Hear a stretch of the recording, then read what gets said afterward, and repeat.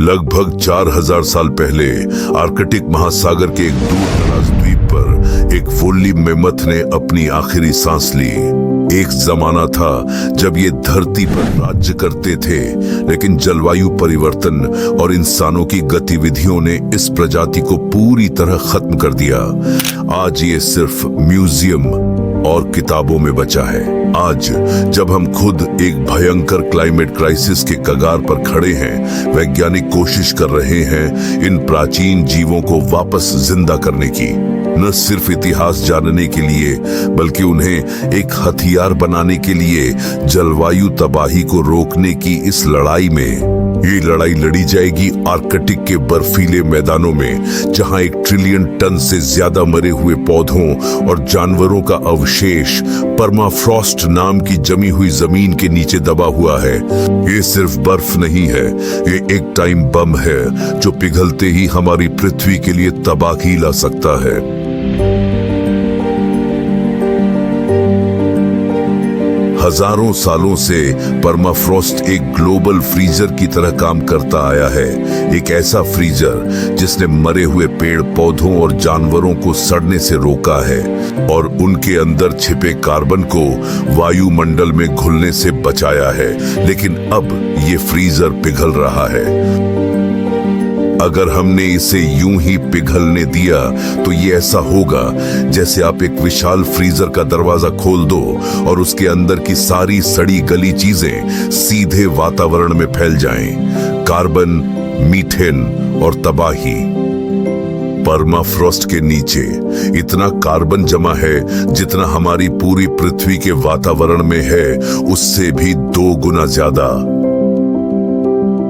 अगर इसका सिर्फ एक छोटा हिस्सा भी बाहर निकल गया तो ये क्लाइमेट के लिए एक भयंकर तबाही बन सकता है। बाढ़, सूखा, गर्मी की लहरें और वो सब जो हम अभी सिर्फ फिल्मों में देखते हैं। हजारों साल पहले मेमथ परमाफ्रॉस्ट को सुरक्षित रखने में एक अहम भूमिका निभाते थे। वे बर्फ और छोटे पेड़ों को हटाकर मिट्टी को ठंडी हवा के संपर्क में लाते थे, जिससे जमीन जमी रहती थी। लेकिन उनके विलुप्त होने के बाद आर्कटिक का परिदृश्य बदल गया, जहां अब जंगल और झाड़ियां उग आई हैं जो अधिक गर्मी सोखती हैं और परमाफ्रॉस्ट के पिघलने में योगदान देती है।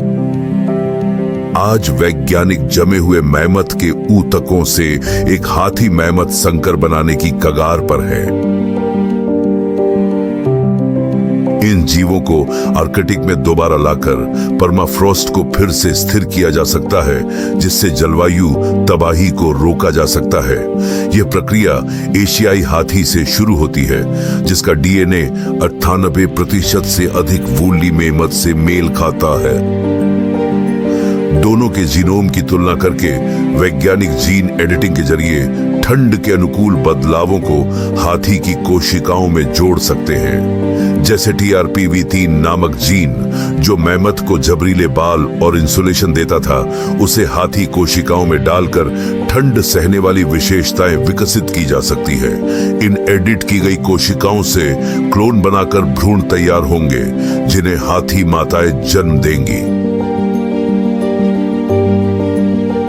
कोलोसल बायोसाइंसेज नामक स्टार्टअप 2028 तक पहला संकर जीव पैदा करने का लक्ष्य रखती है।